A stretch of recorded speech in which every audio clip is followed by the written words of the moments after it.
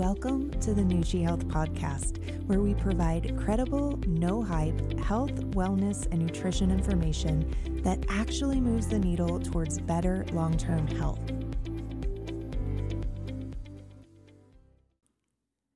Hi, everyone, and thank you for being here. Today's episode is all about the Mediterranean diet and two closely related diets, the DASH diet and the MIND diet. This is the second episode in a series of episodes aimed at helping you find your food fit, a plan for how to structure your everyday eating in a way that fits with your lifestyle, preferences, health goals, budget, and more. If you haven't listened to episode 1 yet, that provides a nice introduction to the series, and it covers many nutrition terms that we'll use throughout the series. So check that out, especially if you're not familiar with some of the terms that you hear in today's episode. The three diets or eating patterns we're going to review today, the Mediterranean, DASH, and MIND diets, are currently ranked numbers 1, 2, and 3 for best overall diet by the U.S. News and World Report. Now, this isn't just some random listing. There was a panel of 40 subject experts, 3 of whom I actually know, that evaluated diet plans for nutritional completeness and how sustainable it was for people to stick with, as well as the scientifically backed health benefits. Despite these diets that we're going to review today being considered some of the healthiest eating patterns that you can follow and being generally recommended by healthcare and nutrition professionals around the world, everything we talk about today is going to be a generalization. We are all unique in our physiology, our medical history, health status, genetics, and many other factors that can be affected by making a dietary change. We'll talk about some specific circumstances later in the episode, which you may need to approach these eating patterns with some caution. My point is, this is not individualized dietary or medical advice, and I want you to take that statement seriously. If you plan on trying out this or any of the eating patterns that we'll discuss in this series, it's important to have a discussion with a qualified healthcare provider about what you plan to do, especially if you're on medications or you have an existing medical condition. And of course, please don't stop or adjust any medications without the guidance of your healthcare professional. I am not a medical doctor or a registered dietitian. This series is designed to give you the background behind each of these different eating patterns and why you might want to consider or not consider giving it a try and incorporating it into your lifestyle.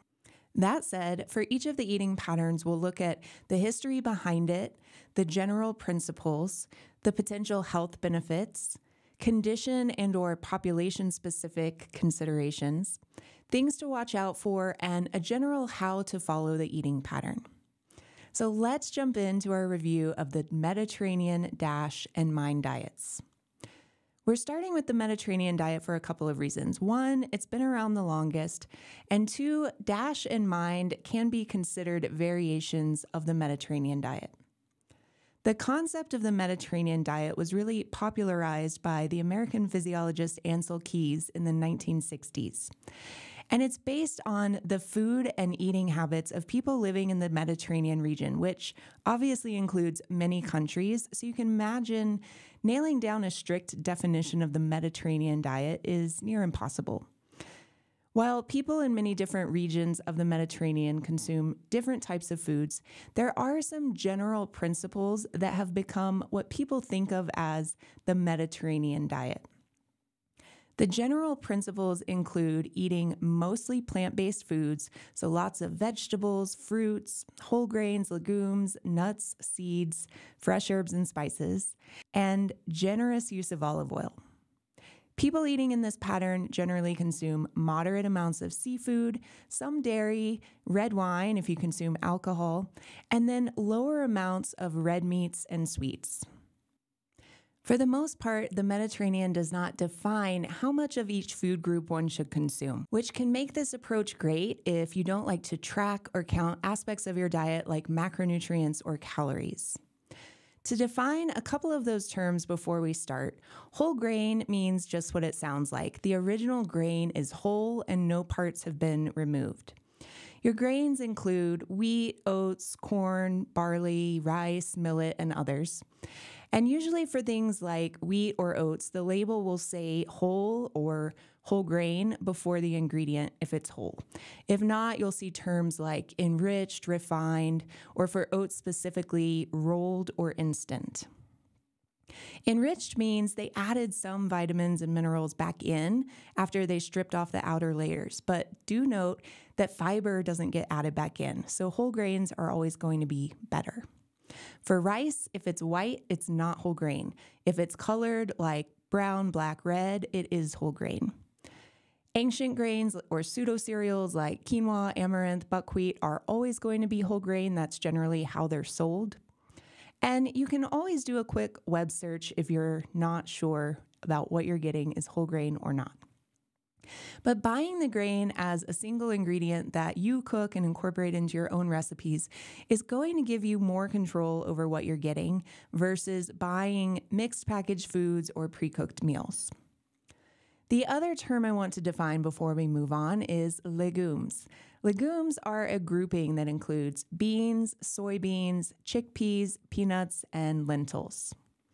So with those two things defined, the general principles of the Mediterranean diet focus mostly on plant-based whole foods like vegetables, fruits, legumes, nuts, whole grains, herbs, and spices, that moderate intake of seafood, lean poultry, eggs, and dairy, like yogurt and cheese, but typically not just straight dairy milk, and low consumption of red meat and sweets. There aren't a lot of rules or calorie counting, though it may feel like there are restrictions because we're so beholden to processed and immediately available foods. But in terms of some of the restrictions that we'll see in some of the upcoming episodes, the Mediterranean diet is actually pretty mild. There are resources that have been developed to help guide you on how many times per day, per week, per month certain food groups should be consumed. But those were really just developed as a guide to give you an idea of more what to focus on and what to limit to stay in line with those general principles. So that said, you want to get lots of servings per day of vegetables, basically incorporating them in as many ways as you can. You can have a serving of fruit with basically every meal, and this is typically consumed at the end of the meal as a dessert of sorts. You want to incorporate beans and lentils from the legumes group into your diet at least a few times per week. And carbohydrates are not demonized on the Mediterranean diet, but you do want to go for those whole grain sources like quinoa, whole oats, barley, ancient grains, and whole grain pastas and breads. And you can have a serving of these whole grains with every meal. Next, nuts and seeds. These can provide healthy fats, protein, fiber, and many other nutrients. Some commonly consumed examples: walnuts, almonds, hazelnuts, pistachios, pine nuts, cashews. You also want to eat a lot of seeds. These include your sesame, sunflower, pumpkin, chia, and flax seeds. And most interpretations of the diet incorporate some nuts and seeds every single day. Seafood is also often consumed, and it generally includes fish like tuna, sardines, and anchovies, but other popular fatty fish like salmon can also be incorporated. Other seafood like mussels, shrimp, scallops, and shellfish are also included here. You don't have to eat seafood every day, though. A few times a week is great.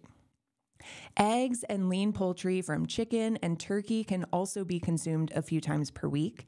But note, a serving of each of these things is smaller than what typical Americans would consume. So a serving for an egg is just an egg. So when we say consuming eggs a few times per week, that's 2 to 3 eggs per week, not a 3-egg omelet a few times a week. The same for poultry. A serving is just a few ounces, which is smaller than a deck of cards. So if you're going to try out the Mediterranean pattern, you'll have to reset your thoughts a little bit about how much meat and protein you should be consuming from these foods. And you want to focus on getting more of your protein from those plant-based sources like beans, lentils, and vegetables.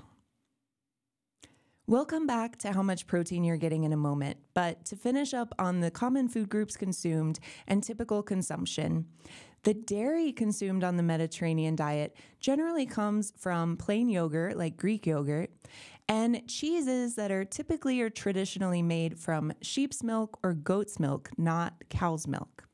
Common cheeses include feta, manchego, and hard cheeses from Italy like pecorino romano. The key with cheese is that it's used to enhance the flavor of dishes like soups, salads, and pastas, but it's not the main event.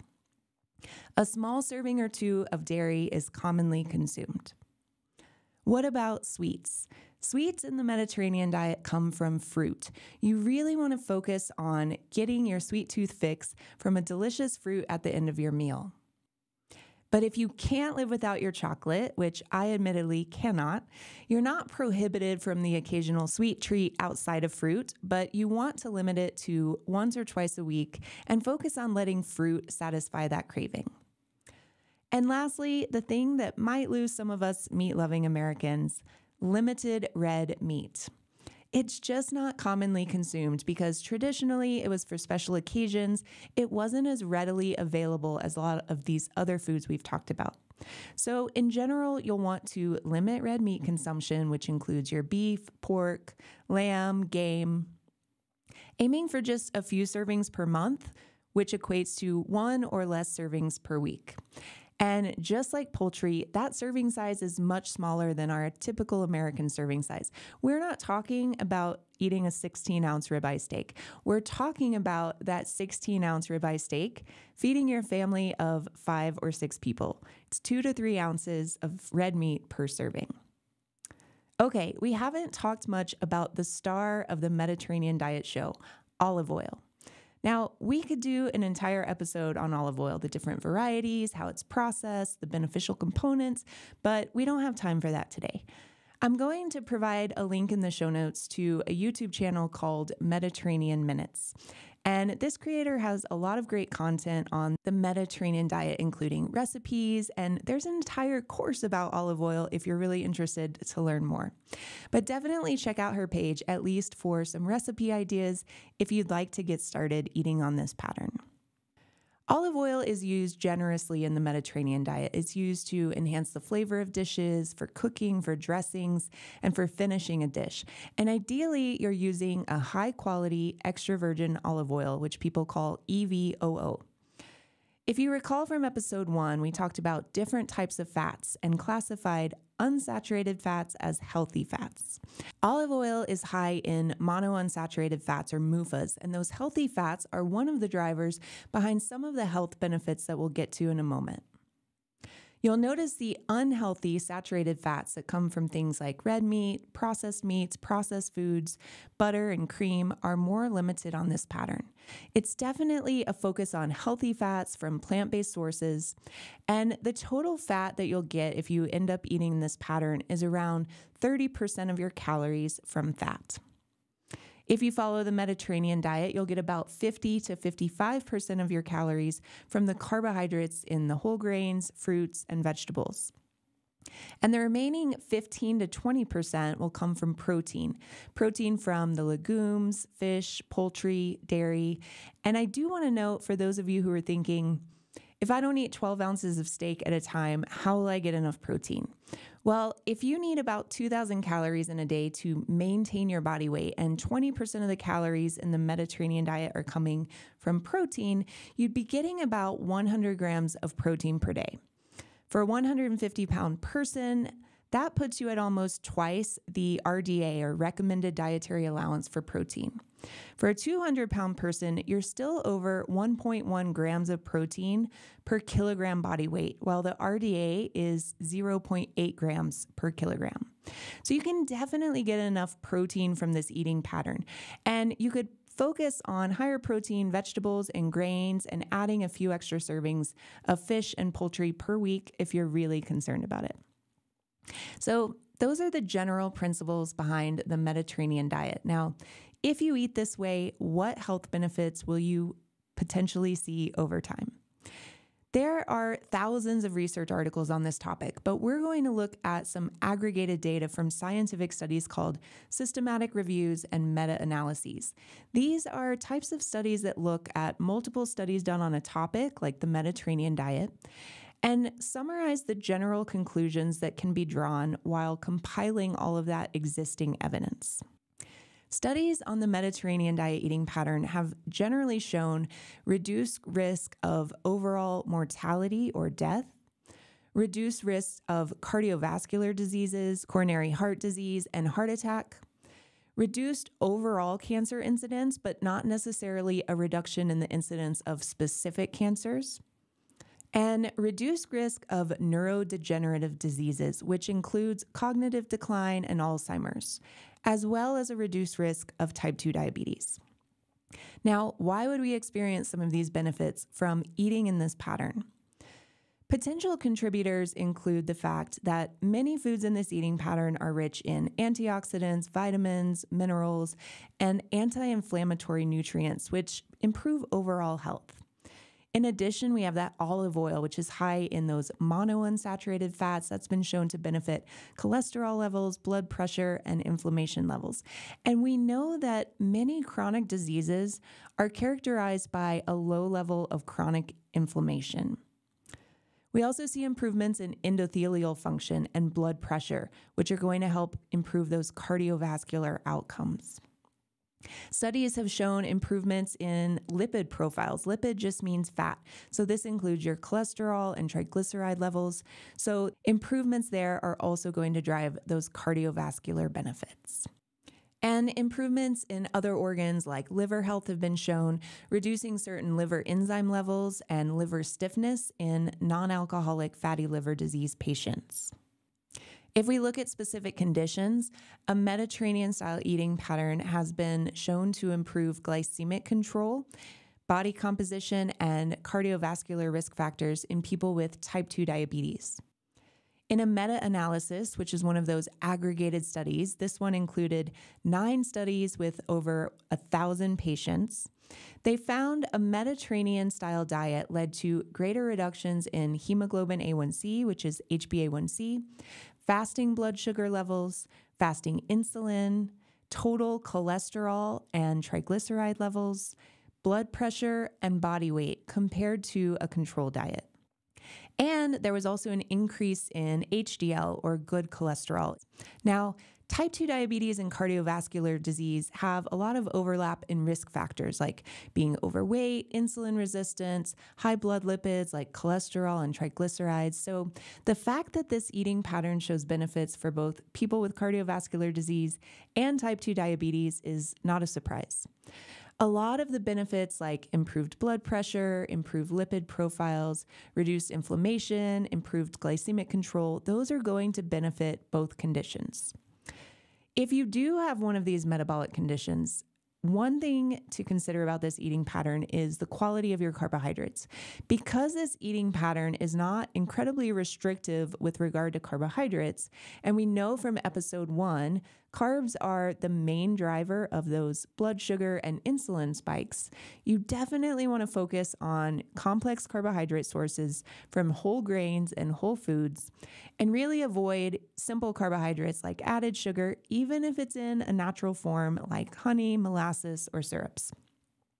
Red meat consumption has also been linked to increased risk of type 2 diabetes and cardiovascular disease.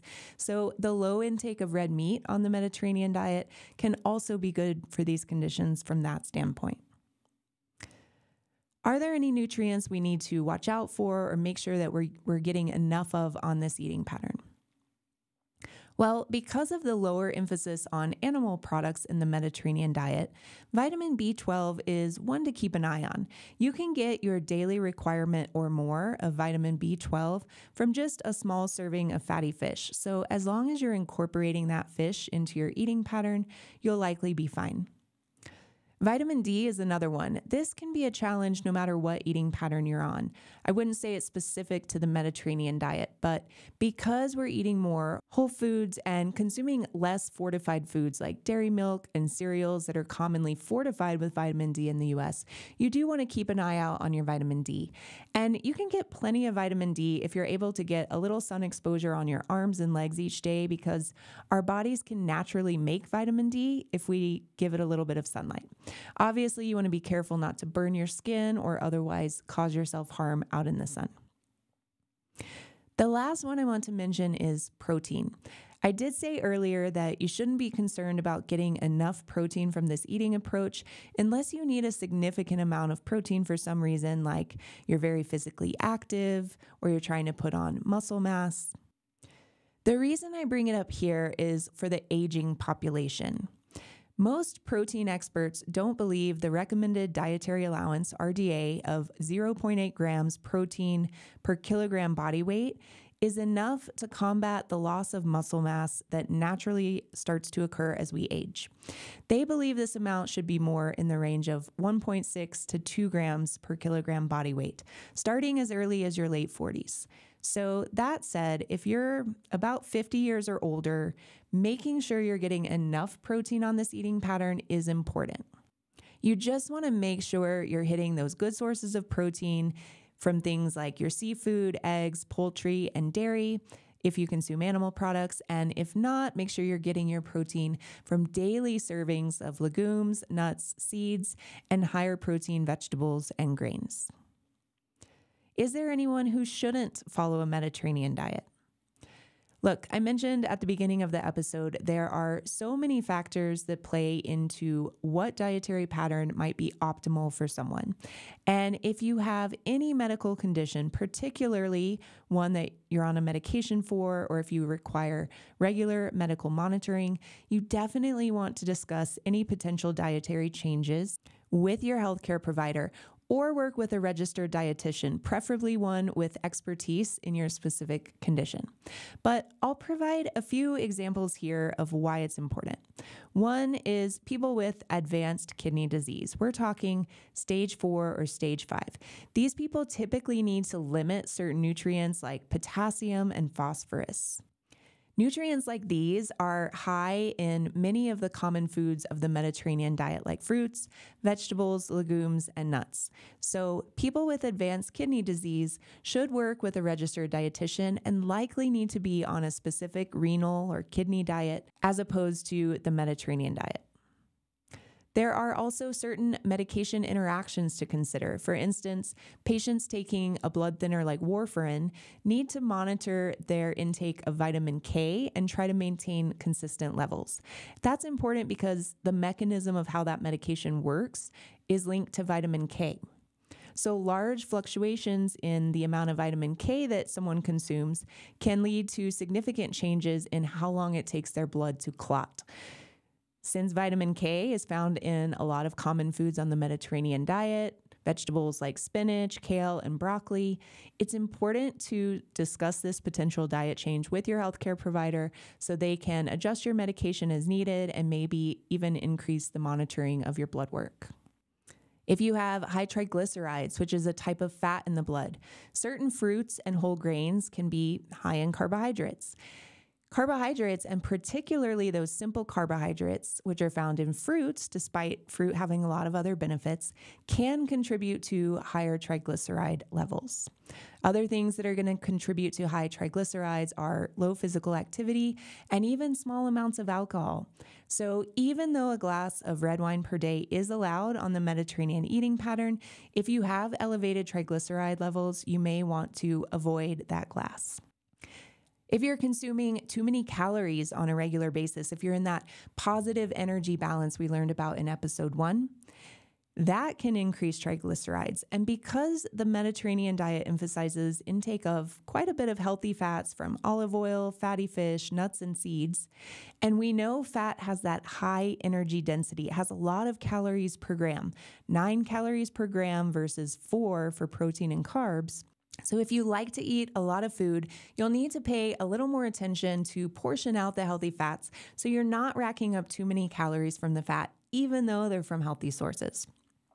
Really paying attention to your serving sizes for the things like nuts, measuring out your olive oil or getting an oil sprayer instead of just pouring it on can help you if you're looking to control calories.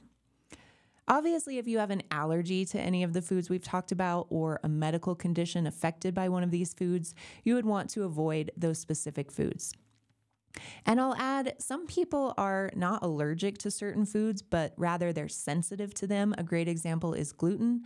Most people aren't allergic to gluten unless you have celiac disease, but many people experience negative digestive symptoms or other inflammation responses to consuming gluten. So it's fine to avoid foods like that if you have a sensitivity. Just replace them with a gluten-free option. All right, let's get into the nitty-gritty. How do you do the Mediterranean diet? We covered most of the food groups and approximate frequency recommendations when we talked about the principles of the diet. But just to give you a quick summary of those again, you're focusing on lots of servings of vegetables each day, basically incorporating them at every meal, up to a serving of fruit with every meal, typically consumed at the end of the meal, unless it's incorporated into something like a yogurt bowl. Beans, lentils, and others from the legumes group at least a few times per week, or more if you don't consume any of the animal-based sources of protein like seafood, poultry, dairy, or eggs. Whole grains can be consumed at every meal if desired. You want nuts and seeds most every day. Seafood, ideally focused on fatty fish a few times per week.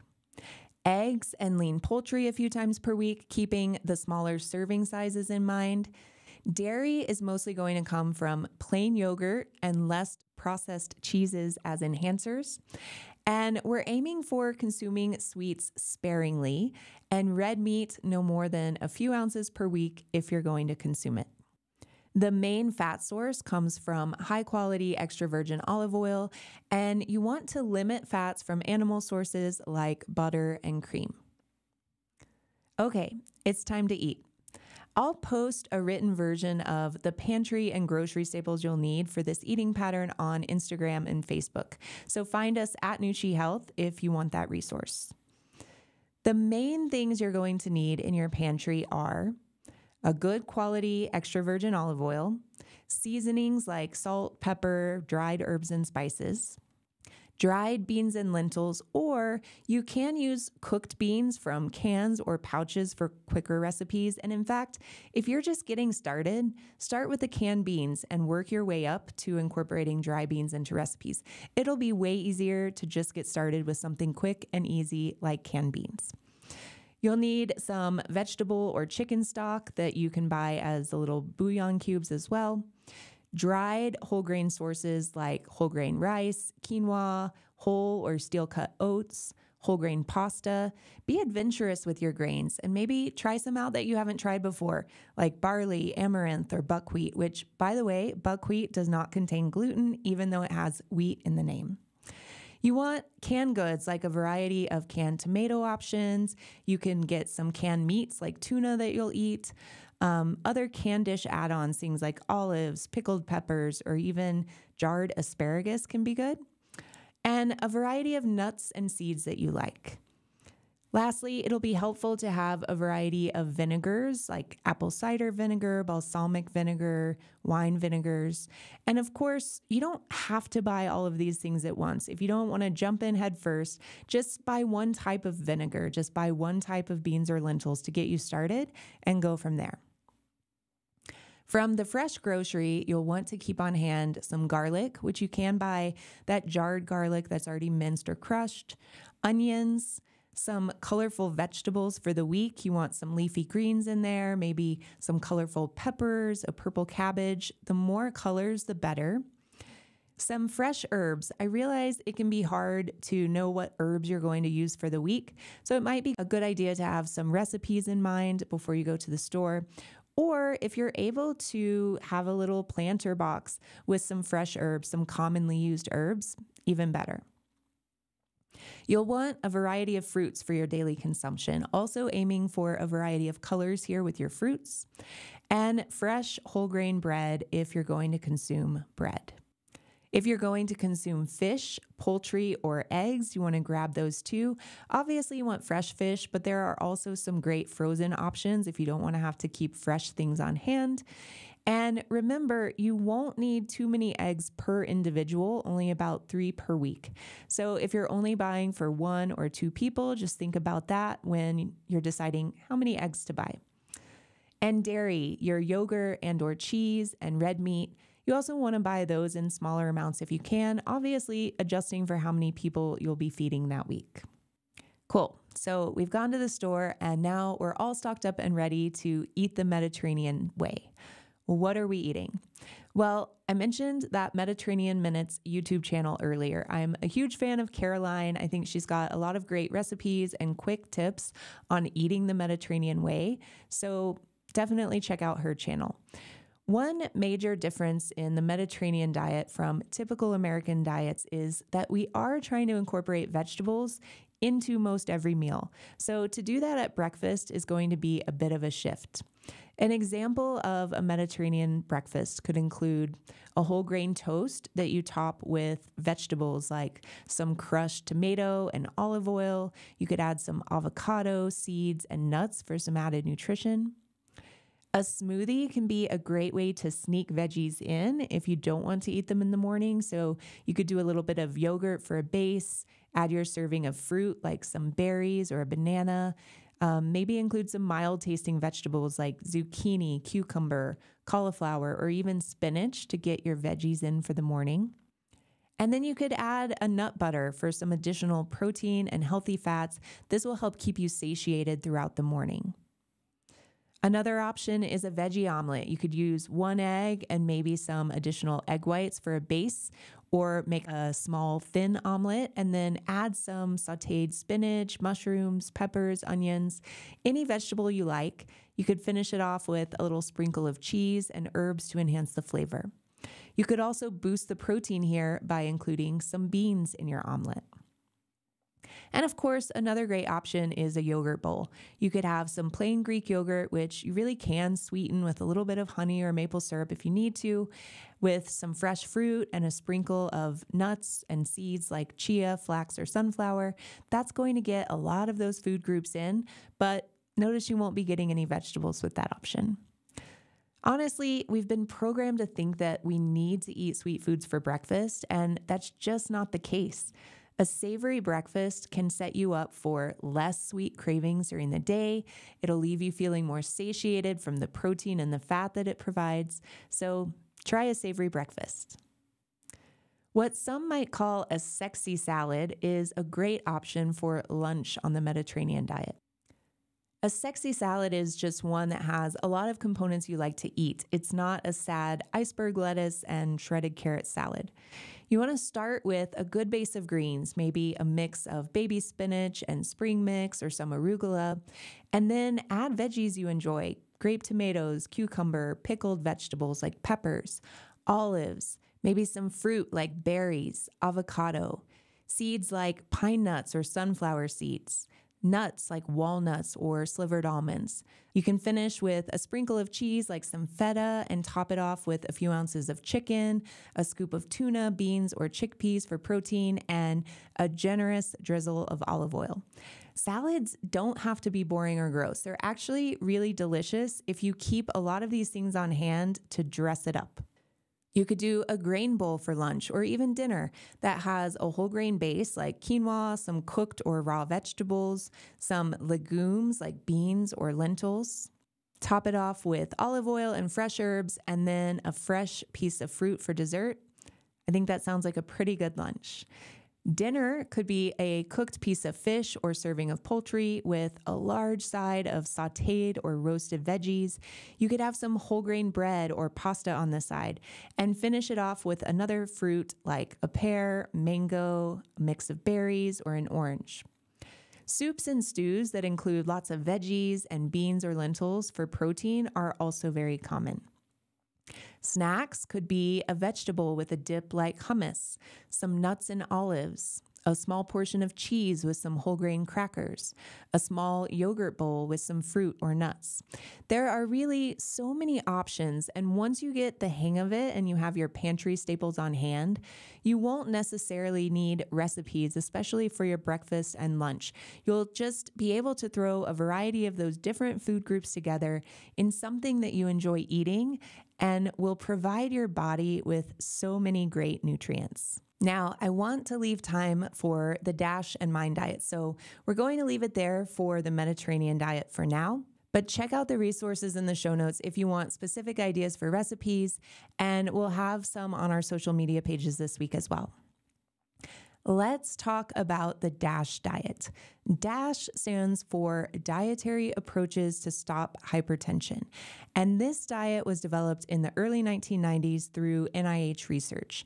The NIH is the National Institutes of Health, and they are the government agency that decides what research in the U.S. gets funded by the government through grants. So in the 1990s, the NIH said, we have too many people in America with high blood pressure. Is there a diet that would naturally help reduce high blood pressure? And they funded research focused on this. In today's numbers, 1/3 of Americans have hypertension, which is the medical term for high blood pressure. So a research group was formed to answer this question about the best dietary approach to reduce blood pressure. Interestingly, many people think of the DASH diet as one that focuses on reduced sodium. And that's true, as we'll get into, but that actually wasn't part of the original diet and study. The original diet was based on the observation that vegetarians had a lower blood pressure. So they wanted to design a diet that was definitely more plant-based, but also that most Americans would eat. And they also wanted to consider including foods that were high in nutrients that might benefit blood pressure, things like calcium, magnesium, potassium, and fiber. So that original trial wasn't actually focused on reduced sodium. There have since been other variations studied looking at what happens if you replace some of the carbohydrates in the diet with healthy fat or protein, or if you focus on the glycemic index of carbohydrates in people with insulin resistance. And we're not going to get too much into the detail of all those nuances, but just know the original DASH study and diet was shown to lower blood pressure, and different variations such as further reducing sodium, replacing some carbs with plant-based protein, or replacing carbs with healthy fat from olive oil also work to reduce blood pressure. And for the most part, those additions had better outcomes on blood pressure and a few other parameters. What are the general principles of the DASH diet? You're aiming for a high intake of fruits and vegetables, getting your carbohydrates from whole grains, consuming several servings of non-fat or low-fat dairy each day, focusing on lean animal protein and consumption of nuts, seeds, and legumes. And you may notice a lot of this sounds very familiar to the Mediterranean diet, and it is. But the DASH diet also specifically focuses on limiting sugar, especially sugar-sweetened beverages, and added sugar, even from natural sources like honey and syrups.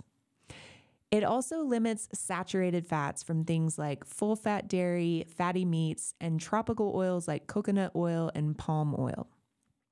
As for the sodium, the current DASH recommendations suggest starting with a sodium target of 2,300 milligrams a day, which is going to be a reduction for most Americans, and eventually aiming for a lower target of 1,500 milligrams per day. If you follow the DASH recommendations, the macronutrient breakdown that you're going to end up getting is about 60% of your calories from carbohydrate, about 25% from fat, focusing on those unsaturated healthy fats, and about 15% of your daily calories from protein. So this ends up being a little more carbohydrate heavy than the Mediterranean diet and potentially on the low end for protein.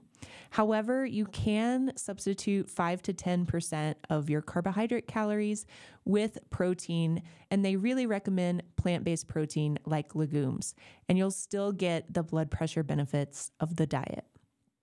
So what are the benefits? The DASH diet can reduce blood pressure in both people who have normal but kind of higher blood pressure, as well as those who officially have high blood pressure. To put some numbers on it, the original diet reduced systolic blood pressure by 6 millimeters mercury and diastolic by 3 millimeters mercury in patients that had that high end of normal blood pressure. Those who had high blood pressure dropped even more, 11 millimeters less for systolic and 6 millimeters mercury less for diastolic. Now, when you go to the doctor, they tell you your blood pressure is something like 120 over 80 or 140 over 90. That first number, the higher number, is your systolic blood pressure. The second number is your diastolic. So if you have high blood pressure, which is considered above 130 over 80, and you did the DASH diet, you could expect about an 11-point decrease in that first number and about a 6-point decrease in the second number. And to put that in perspective, blood pressure medications, and this is a generalization, but typically, medications can lower your systolic pressure by about 10 to 15 millimeters mercury and diastolic by about 5 to 10. So the effects of this diet can be similar to the effect of medication on improving blood pressure. What other populations might benefit from following the DASH diet? Well, since DASH is so closely related to the Mediterranean diet, you're getting a lot of overlap in the benefits between these two.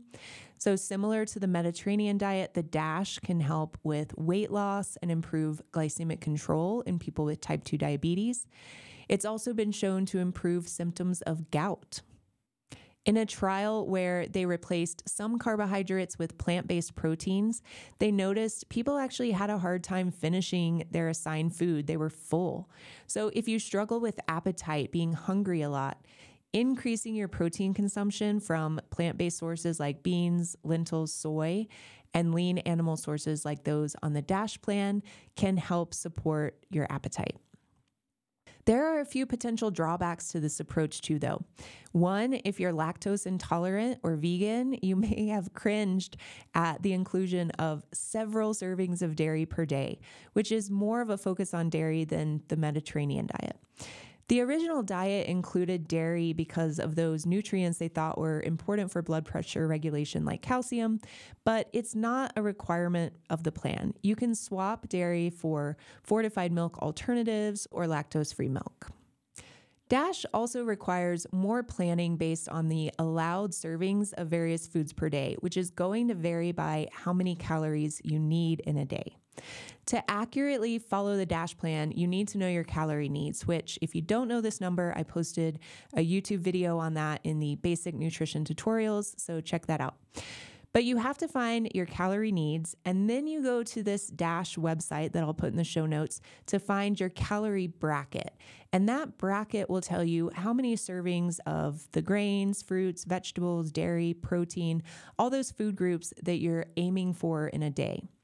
So this is quite a bit more complicated than the Mediterranean diet where you're just following the general principles. In addition, the types of food that are listed on the DASH website are not incredibly comprehensive. So you might want to eat a food that's not listed, and so you're not sure which category it falls into or what the serving size is.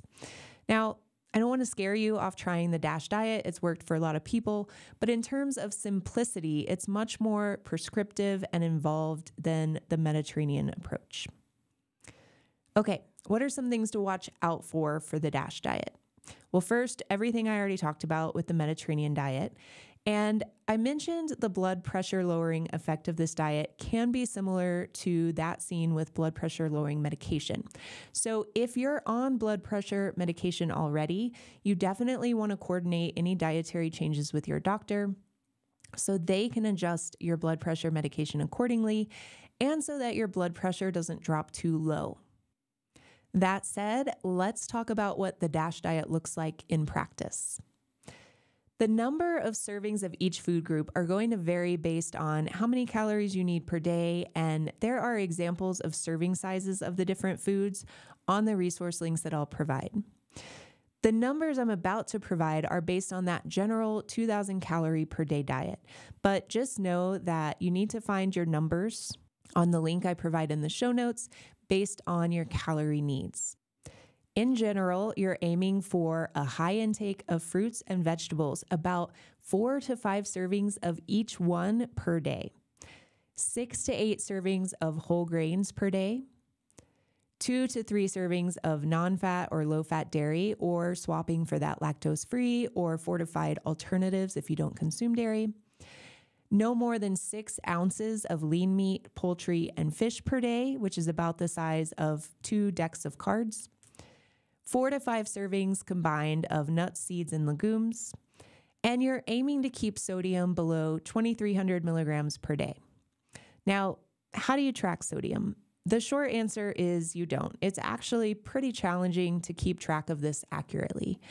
The best approach is to avoid eating out if you're trying to follow the DASH plan, and to limit packaged and canned foods with high sodium.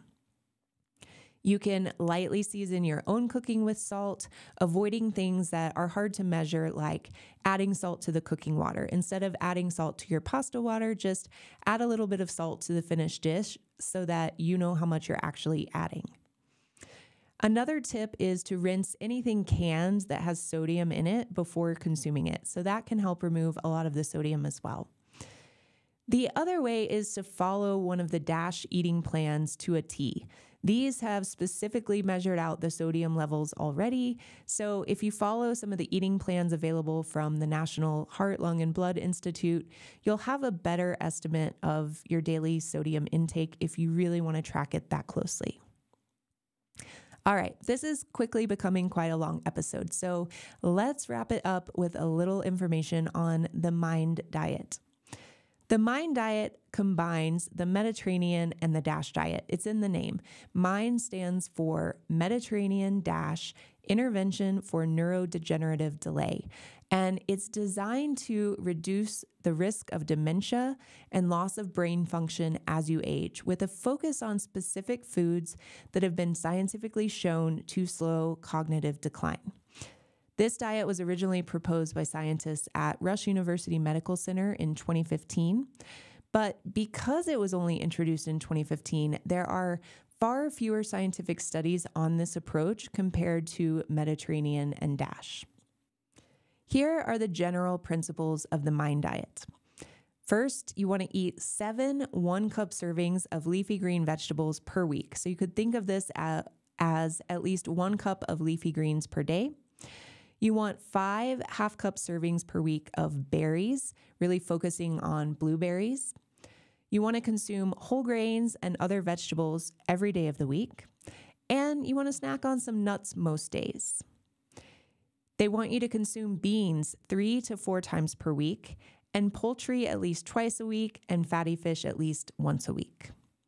You're using extra virgin olive oil to replace butter, margarine, or vegetable oils. And you can have an optional glass of red wine every day on this plan. As for the red meat, you're looking to consume fewer than 4 servings of red meat or meat products like sausage per week, and fewer than 5 sweets or pastries per week. You want to limit cheese also to less than 2 1-ounce servings per week.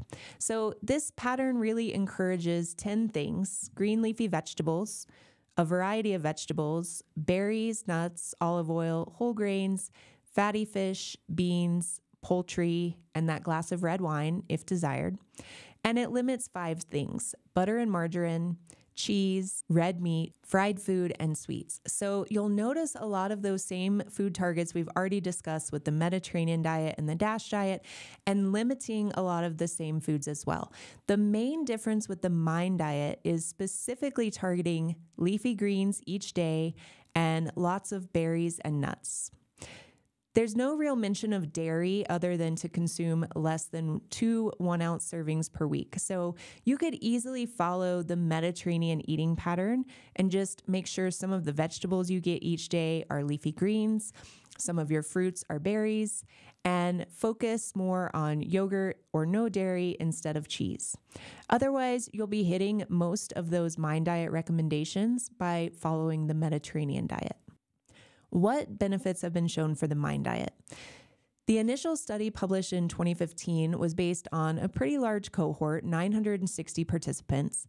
They found that how closely someone followed the principles of the MIND diet was positively associated with a slower decline in their global cognitive score, as well as all the domains that contributed to that score.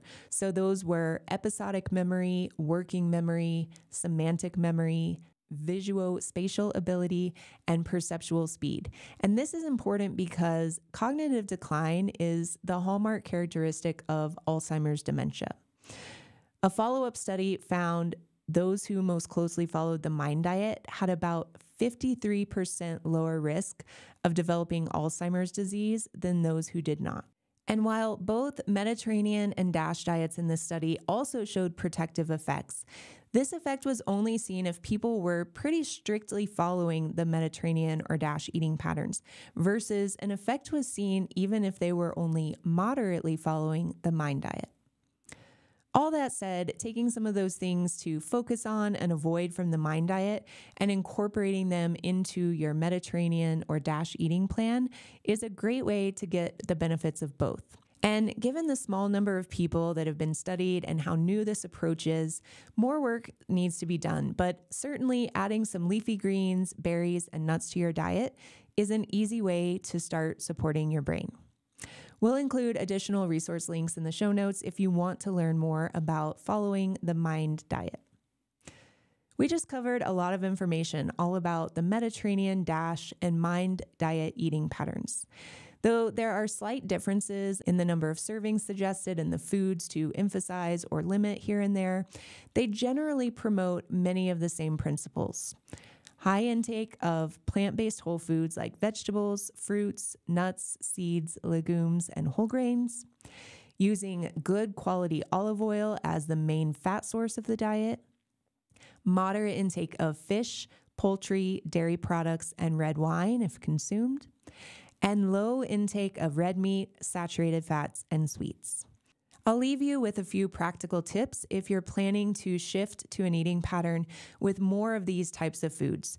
This is generally going to also come with more fiber.